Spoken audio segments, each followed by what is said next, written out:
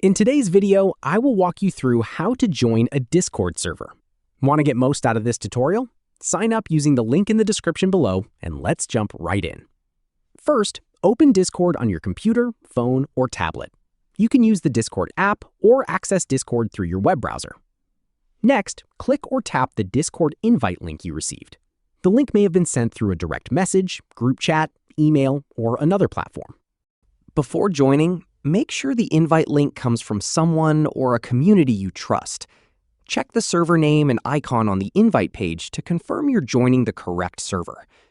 Once you've verified the details, click Join Server or Accept Invite. The wording may vary depending on your device or Discord version.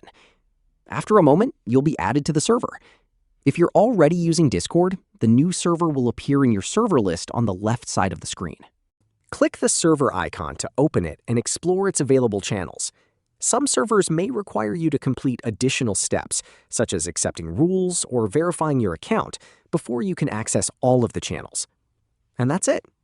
You've learned how to join a Discord server by opening an invite link, checking the server details, accepting the invitation, and accessing the new server from your sidebar. And that's how to join a Discord server. Click the link on the description below. Thank you for watching the video.